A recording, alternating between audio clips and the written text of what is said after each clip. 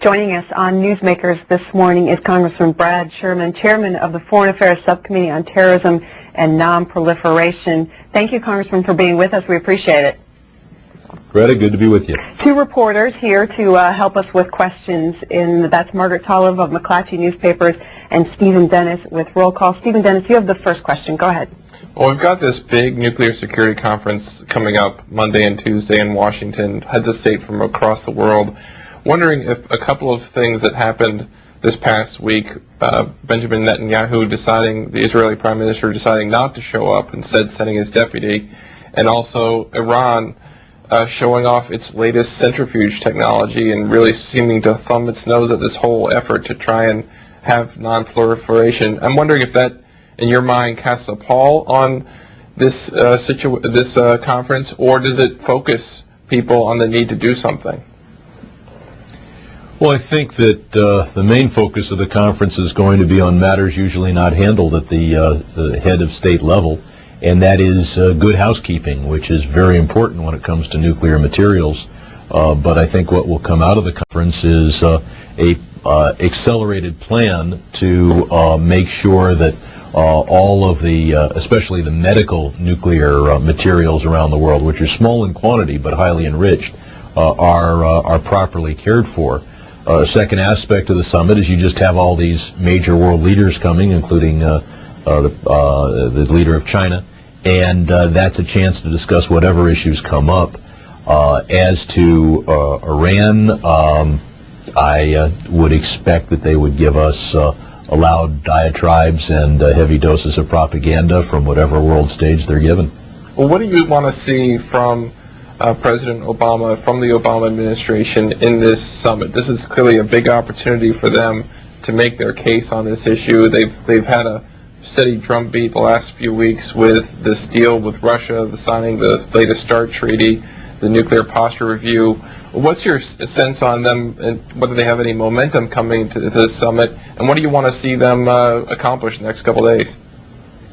Well, I think they've got momentum on dealing with the rather technical issue of making sure that medical nuclear materials are well handled, and that when they are no longer useful, that they're returned properly to where they can be reprocessed or disposed of. As to the bigger issue of stopping the Iranian nuclear program or dealing with the North Korean program, I think we're doomed to failure as long as we maintain the policies of the Bush and Obama administration. That policy is that we beg, but we never bargain. We have never told any country that if they'll help us deal with these nuclear problems, we'll see their way on any other issue, or that, for example, China's access to U.S. markets would be impeded in any way if they continue to support the Iran and the North Korean nuclear program, which they're really supporting, although their rhetoric is on the other side. So as long as we try to persuade these countries that they ought to change their policies because they don't yet understand what is in their national interest, I think we're doomed to failure. Our unwillingness to bargain, to threaten, to make concessions, dooms us to a world in which Iran and North Korea have nuclear weapons, and that will be a very dangerous world. Congressman, you were paying attention certainly to the President's remarks and meetings in Prague surrounding the signing of the new START treaty, and I guess I wanted to ask you along those same lines as the sanctions go, in terms of the Russian response. Are you confident that there will be any meaningful UN sanctions? Do you buy the idea that the U.S. and Russia together will have any greater sway in convincing China and some other countries to go along?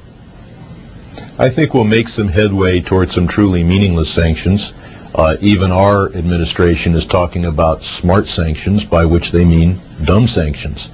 The idea is that we're going to have sanctions that don't hurt the Iranian economy. Why would the Iranian government give up something so important as their development of nuclear weapons in order to escape sanctions so slight, so narrowly targeted, so inconsequential that they don't hurt the national economy? There are a few occasions where you can get a minor change in a nation's behavior, by denying their leadership a chance to get tourist visas and visit Disney World. But I don't think Ahmadinejad wants to go to Disney World, and I don't think he wants to give up his nuclear program just for a few concessions they affect the personal lives of the leadership group. We're going to have to do far more than is being talked about in Washington, let alone accepted in Moscow. And why do you believe that sanctions that might, be imposed by the U.S. but not by a broader spectrum of nations, even if they would be stronger or more broad-based, would somehow compel Iran in a way that UN sanctions wouldn't? Well, first we can go to harsh extraterritorial sanctions. Now, none of this is easy, none of this is simple, none of this is without controversy, which is why it hasn't been done. It's not like it's just sitting there and we fail to pick it up. We have the Iran Sanctions Act. We used to call it the Iran-Libya Sanctions Act. We applied it against Libya, and it worked, and Libya has given up its nuclear program. But since the late 1990s, 3 presidents have had it as policy to violate American law in order to protect Tehran's business partners. This makes a mockery of everything we do in our foreign aid programs to try to encourage democracy and the rule of law, because in a critical foreign policy area, we have an explicit, continuous, notorious violation of law. But not only should the administration follow the law because it's the law, which strikes me as good constitutional practice, but the fact is that we should sanction those companies that are investing in Iran's oil sector. If we had followed the law since the late 1990s, the accumulated effect of this might well have put the Iranian government in a position where it had to deal with regard to its nuclear program. At this point, I think that the best sanctions, because now we have a very short amount of time, would be to get Russia and China on board, and that would require telling Beijing and Moscow that such issues as trade and the access to U.S. markets, such issues as Transnistria, Moldova, or Abkhazia, or South Ossetia are on the table. But as long as the only thing on the table are lectures from the United States as to why they should agree with us on Iran, even though we threaten them with nothing and offer them nothing, that non-bargaining approach is a guaranteed failure. I'm wondering if you could talk a little bit about the position that Israel is in at this point. I mean, it seems like they're in a kind of a very difficult situation. Netanyahu, should he have come? Should he have not have come? And also the question of whether they will attack Iran if the sanctions don't seem to be going anywhere.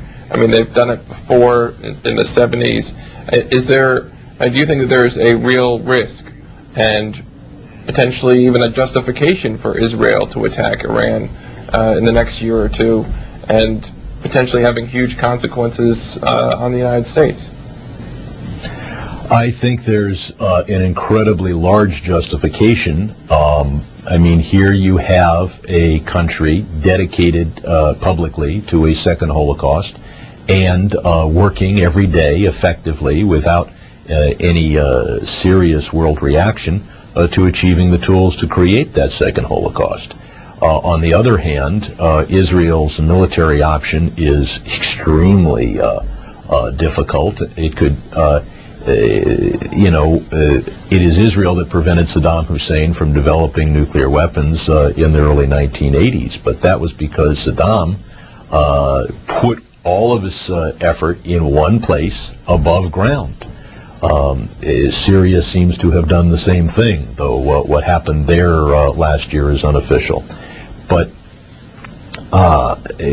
Iran, their facilities are dispersed. They're underground. They have a robust or nuclear with Russian materials and technology.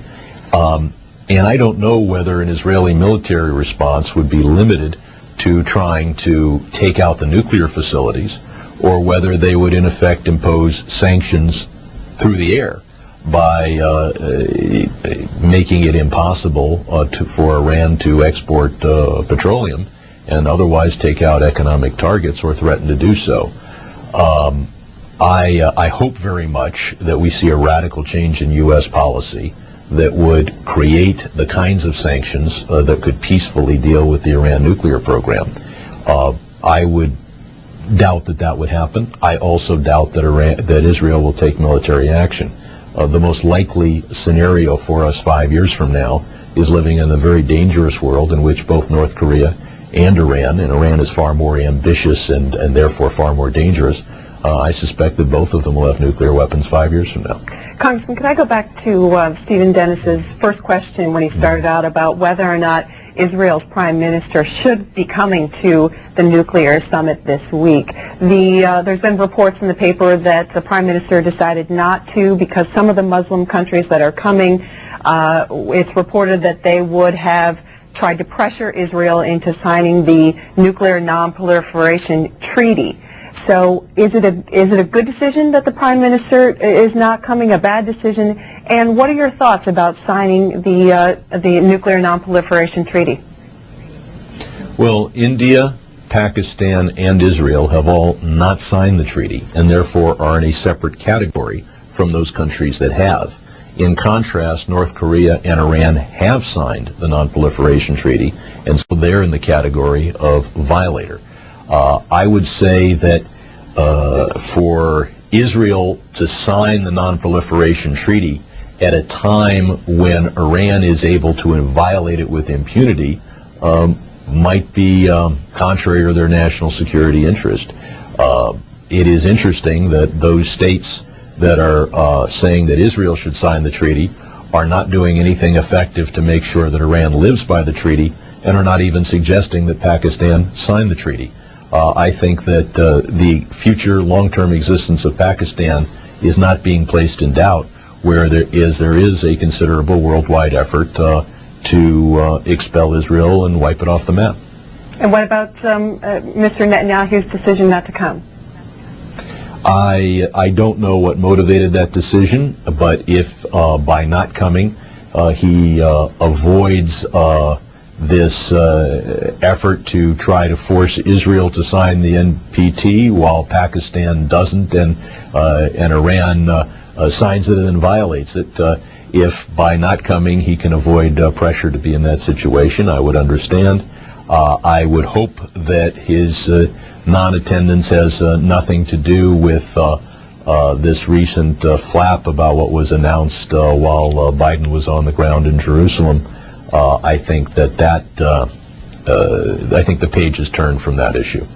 Congressman, can I turn the conversation to the notion of security at U.S. labs? There have been in recent years concerns about security breaches at U.S. labs, and I wanted to ask you, first of all, are you confident that those are now under control and that we're not going to have proliferation-related issues from within U.S. borders? And second of all, to the extent that we have had concerns on U.S. oil, doesn't that just demonstrate sort of how tricky the prospect is of asking other countries to secure their nuclear materials? I think the fact that we've had some problems in the United States illustrates just how important this is, and I think your question is right on the mark. It shows that this is difficult, it's important, even the U.S. doesn't always get it right, and with the medical isotopes and other medical nuclear materials in so many places around the world, I'm glad that we are having an international conference to focus attention on handling these materials properly. As to what steps should be taken at U.S. labs, that's more dealt with by other committees in Congress. But I do agree with you that we've got a second reason to have the best possible controls in the United States. And that second reason is to inspire the world to improve their controls as well. There are 47 countries, I believe, that are going to be represented at the summit on Monday and Tuesday.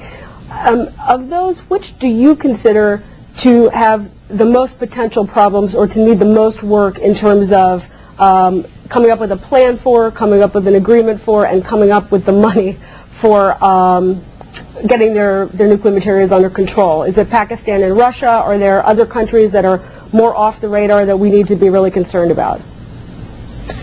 Well, I think Pakistan and Russia are high on that list, but for very different reasons. Pakistan has limited nuclear materials.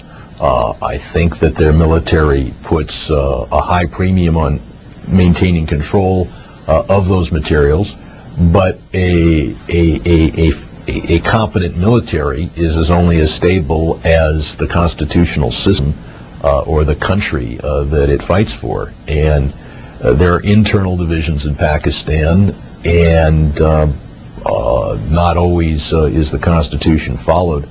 And so instability in Pakistan is at least a possibility, and it is a nuclear state, not just with highly enriched medical nuclear materials that somebody could try to assemble from here and there into a nuclear device, but Pakistan's a country with nuclear devices. Russia has tremendously improved from the days of Boris Yeltsin, but here's a country with many thousands of battlefield nuclear weapons, and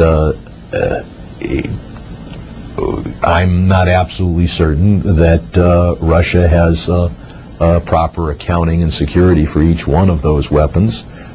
Those weapons would not destroy an entire megalopolis, but even the smallest of nuclear explosions would shake, would not only kill many, many people, but shake the world's international system to the core.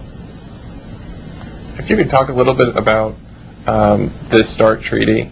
There's already some Republican opposition in the Senate.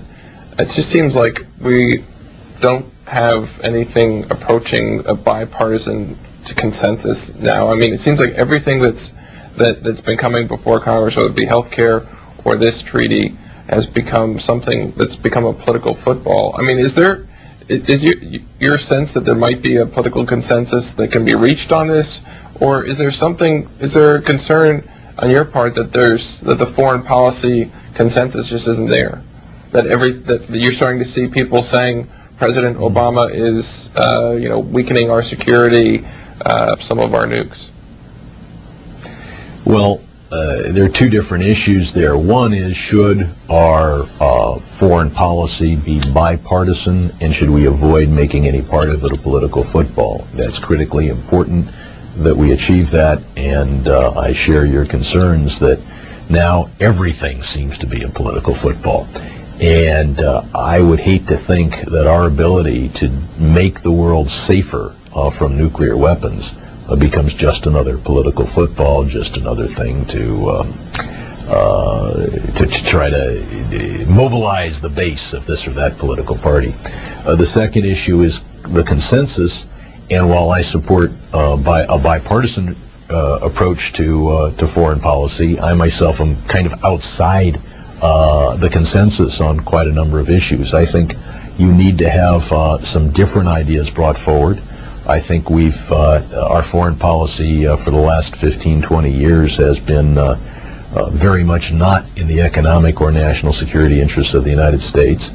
And so I hope that in our effort to all get together in a nonpartisan way, that doesn't mean Democrats and Republicans get together to embrace a consensus and to snuff out voices calling for any radical change of any part of our foreign policy.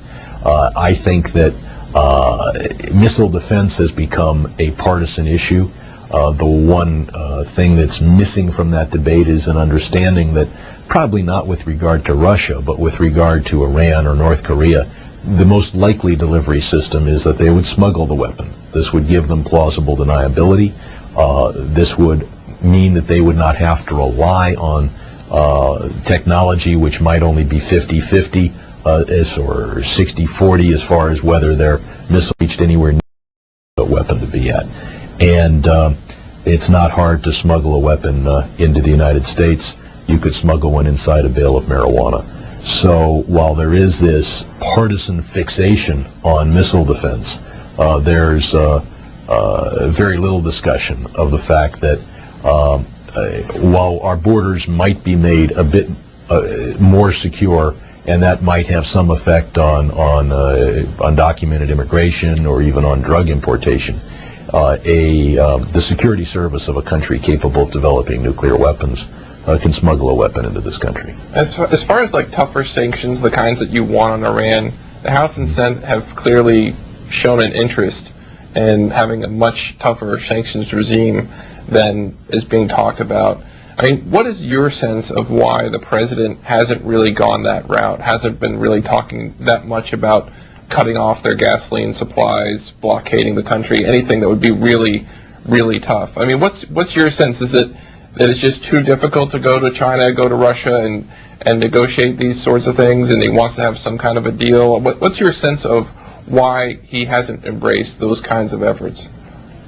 Well, I think the Obama administration and the current State Department reflect the views of the prior 8 years under the Bush administration and going back further.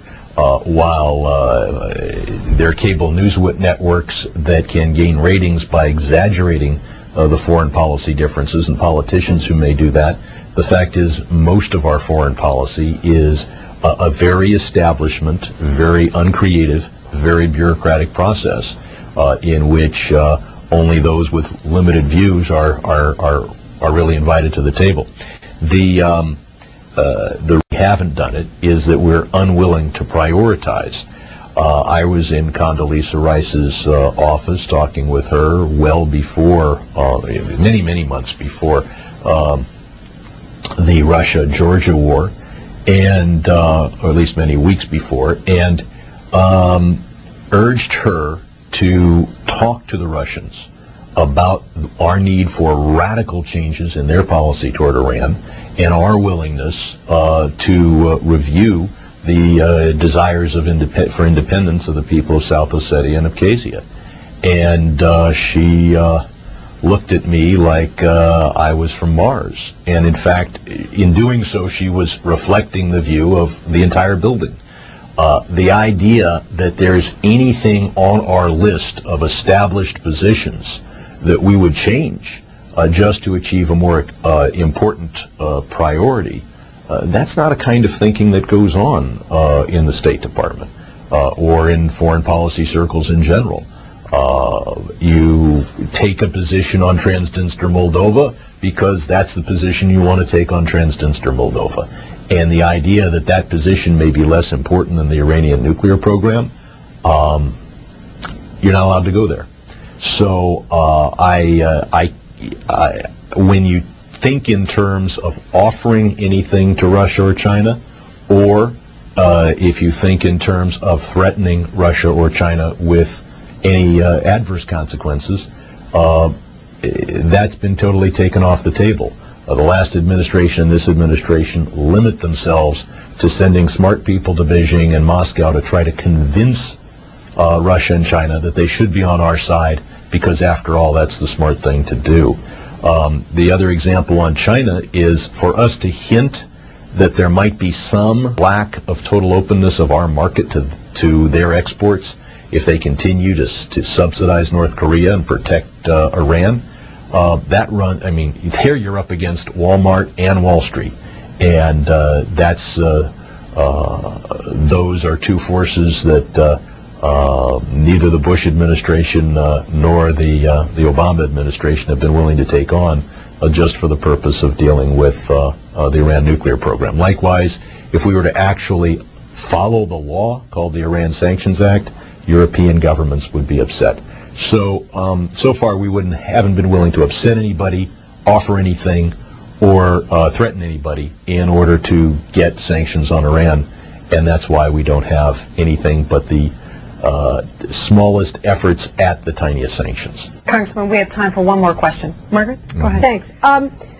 Listen, I suppose this bears some asking, but nonproliferation, which will be the focus of the summit, costs money. Costs money whether the United States is buying back highly enriched uranium or whether the U.S. is helping other countries to convert their supplies. And there's not that much money floating around that's available right now in the federal budget. The health care plan was very expensive. The stimulus plan.